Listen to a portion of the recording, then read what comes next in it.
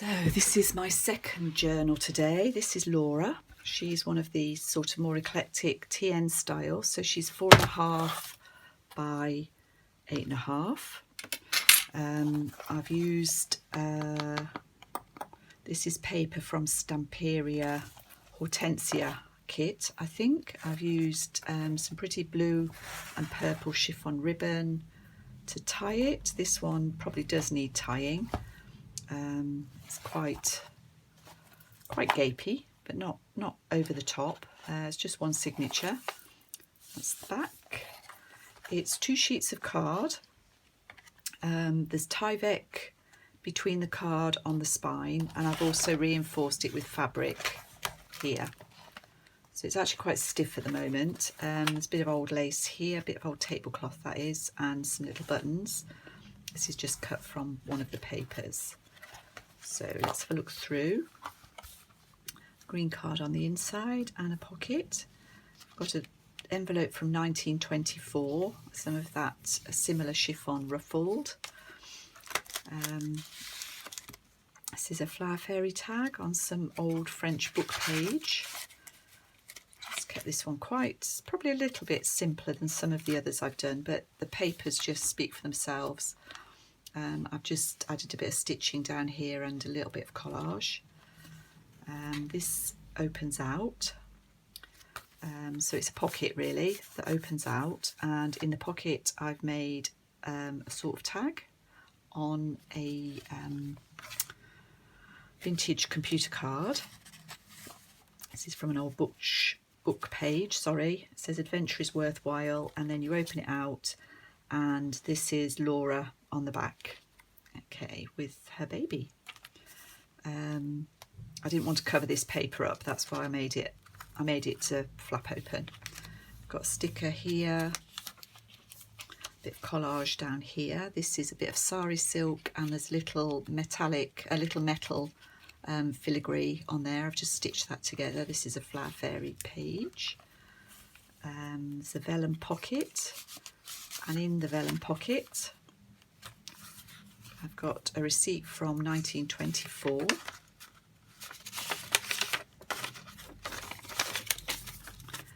And a little botanical tag that I made. This short page, I've got an envelope from 1948, and there's a Tim Holtz card. I wanted to say playing card then. He used to back those with a sort of playing card type image. I think they may be Laura's parents, possibly. This is some oh, I can't get my words out, I'm so sorry. It's painter's masking paper, and I've used a stamp and some sparkly embossing powder. You can see a nice set of layers, I think, on those pages. Over here we've got a postcard from, it's not old, I think it's from 1980, but obviously the image was pretty. Some lace and some stenciling, and then I've used one of these tiny Tim Holtz clips to pin this flower fairy tag onto this side. This is a vintage document turned into a page, and in there there's a vintage magazine. There's a flower fairy, not a flower fairy, a library card with just a little bit of cut out on there just to pick up the purples, and a yellow iris from that cigarette album. This is from the same tablecloth as the lace on the front. This is from an old encyclopedia. This may be Laura's grandmother. It's from an old original photograph. On here we've got glassine envelope, bag, sorry, with a tag in both bits of it. It's just on card, the tags are just on card. I mostly put my tags onto lightweight cream card. Again, I've left this pretty plain because the paper's so beautiful. Just a bit of a ruffle. Tea stained. This is from Lenique's shop. This is very fragile, but I have reinforced it with some washi tape. This is from a music book, and I've put a sort of tab on there. There's another vintage document or letter, and I've just cut, this is a couple of images from the Sarah Midden In and Out of the Garden book, which I like a lot. So again, I've just tried to pick up the greens and the blues and the lilacs. This is Edith Holden in the middle, and the dangle is just some glass beads. That can go out of the top as well. Here we've got, this is vintage glassine paper.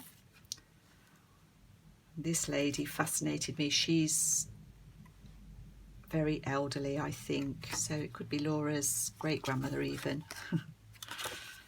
Sort of making up a story without a story. I'll leave you to put the story together. This is another 1924 receipt. This just wraps around the page, and I've used piano roll paper just so that you could write on that if you wanted to. It's the other side of that vintage embroidery. We've got a bit of a flap here and another photograph. And on this side, there's an upside down pocket and tag. We've got a little flower fairy and dangle.